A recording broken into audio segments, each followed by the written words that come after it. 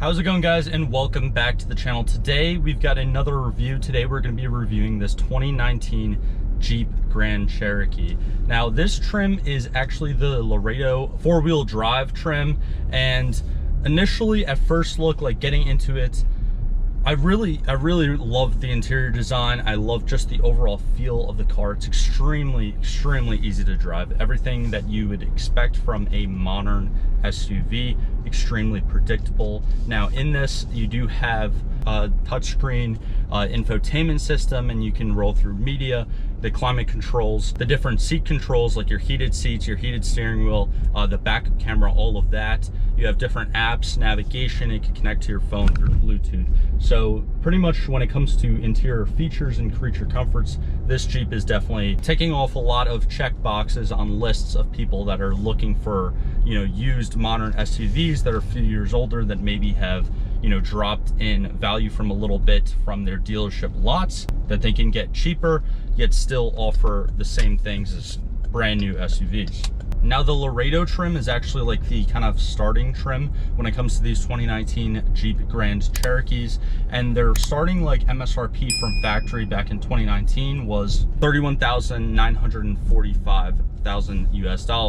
Now for the four-wheel drive trim, which is what this is, it actually started at a little over $34,000. Now powering this Jeep, we have a naturally aspirated 3.6 liter 4-valve per cylinder V6, and it makes pretty much the industry standard of what we would think of a commuting SUV to make nowadays, right around like 300, but this one's official power numbers are 295 horsepower at 6,400 RPMs and 260 foot-pounds of torque at 4,000 RPMs.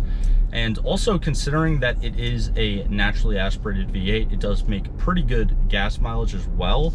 Some of the fuel economy numbers, again, it's not as good as an SUV with a turbo inline 4 or a hybrid or, you know, anything like that. But it's not bad either. It's not terrible for a naturally aspirated V6.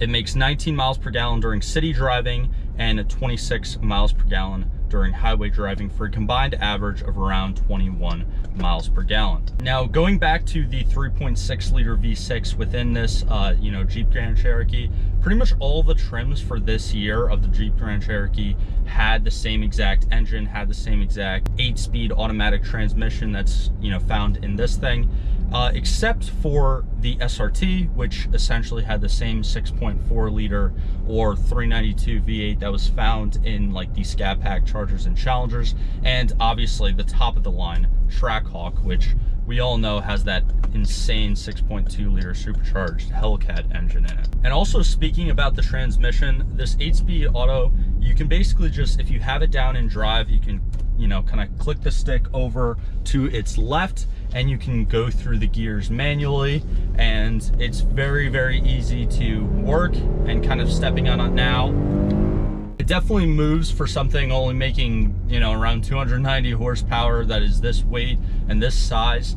And it doesn't necessarily feel terrible as like a shiftable automatic. I know one thing that I like to do on my channel whenever, you know, I'm driving an automatic vehicle and it has that shifting capability, I like to just kind of compare different reaction times of the transmissions, and this one's not extremely terrible by any means. And also for the Laredo trims for this year, they came with 6 different exterior paint color options, so plenty of options there, as well as only 2 interior color options. So underneath these kind of seat covers and everything, it is basically full leather interior.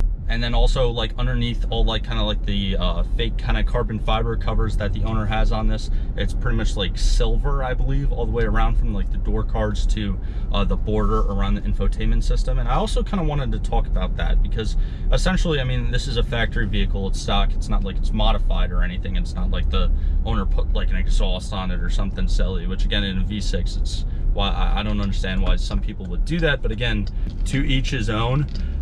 But anyways, moving into like what the owner did to this interior, he essentially kind of covered everything. And I know as car enthusiasts, a lot of these like interior panel covers and seat covers or steering wheel covers, which the owner also does have, but we took it off for this video, they get a lot of hate And honestly, from a more like logical, just daily driver standpoint, I could certainly see the purpose behind them. I mean, covering your full interior, covering your steering wheel, covering your seats, and protecting them for something that you're going to daily drive for resale value, it really helps out the life of the interior. And also, staying on the topic of the interior, the infotainment system, extremely simple to use. It's not over complicated. There's not too many different options. Again, I kind of ran through them before, but everything works fantastic. Yes, it's, I guess, a 5-year-old SUV now technically, but it's not like there's any delay in the touchscreen operations or anything like that. And I know that is one concern for people when they're looking for modern SUVs, where, you know, the kind of touchscreen infotainment system, it's easy to operate when it's brand new, but as time rolls on, you know, who knows how those electronics are going to age and kind of cause it to act a little bit finicky and weird. But that is one thing about modern vehicle design that I always love. I love the big infotainment systems. I love the touchscreen display. I love how simple and easy it is to control, how it feels like basically just an iPad for the most part. Because for me, a lot of like your, you know, commuting vehicles in like the 2010s or 2000s, or maybe even, I guess, a little bit newer than that, when they had just so many goddamn buttons everywhere, I just feel like it's kind of annoying a little bit. And I like classic cars. I like older vehicles. I like how everything was simpler back then. And to me, this new infotainment trends where we see like the big just touchscreen display on all these different vehicles, to me it almost reminds me of just the simplicity of older vehicles, because you have everything just right there on one screen in front of you, and again, it's very easy to operate. And now moving on and getting towards, again, the reliability, I guess, of this 2019 Jeep Grand Cherokee. I have heard negative things in the past when it comes to these Cherokees, and I don't know necessarily if that is just some of the older models of them, like the early 2010s or 2000s, or if that kind of carries on into the newer ones as well. But for the most part, this specific 2019 Jeep Grand Cherokee has a little over 48, or actually a little under 49,000 miles on it. And so far, the current owner is essentially like the second owner, and he hasn't seen anything like drastic. There hasn't really been any major issues. It's his daily driver, and it's not like he abuses the hell out of it. Obviously, he takes care of it, but you know, not anything too concerning. Now, yes, again, a vehicle with only 50,000 miles on it, you shouldn't have anything wrong with it.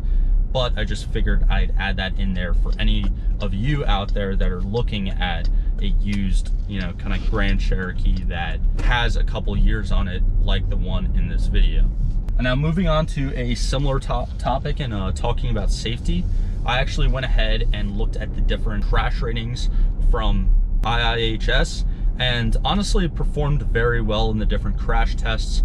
There was one section, which again, I'll edit in the different ratings in the video right now, but there was one section that it did perform poorly on. But besides that, all the other sections it passed with the good grade, which is essentially the highest grade that the IIHS does put on their crash testings. So if you're looking for this for your son or daughter, first time like vehicle owner, I would say it definitely is a generally safe vehicle. I know the Jeep Wranglers get a lot of negativity when it comes to safety because of their lifted like center of gravity, their tendencies to flip over, roll over in accidents. But something like this Grand Cherokee is definitely a little bit more grounded, lower center of gravity. So I assume that from a safety standpoint, it is a generally, you know, safe vehicle. Now, I know from factory, specifically the Laredo trim did come with 17-inch wheels. However, this one does have 20s on it, and basically the tire setup, pretty simplistic. It's got 265 50 R20 tires, all season tires on it all the way around. It's not like a staggered setup or anything, but pretty, again, standard what you'd see from a commuting daily driver SUV nowadays. And again, with it being four-wheel drive in bad conditions, we're up here in the Northeast in the United States, you know, we get heavy rain, we get snowfall, we get all sorts of things throughout the 4 seasons. And having something that is four-wheel drive as opposed to even all-wheel drive or front-wheel drive or obviously rear-wheel drive, it's going to perform a lot better in those like kind of crappier conditions. But anyways, that's pretty much just gonna be it for me today. If you enjoyed this review, definitely be sure to leave a like, subscribe, comment, all that stuff down below. It really does help me out as a car channel. I know we just hit 5,000 subscribers on the channel. I'm incredibly thankful for that and all you guys, and I'll be continuing to post on like this daily schedule of doing a video every Tuesday, Friday, Saturday, hopefully a review a week. And on top of that, also like daily community posts and daily YouTube shorts. So if you enjoy all different types of like car content here on YouTube, definitely be sure to stick around and subscribe. It's absolutely free. But like always, I hope you all have a great rest of your day, and I'll see you guys in the next one.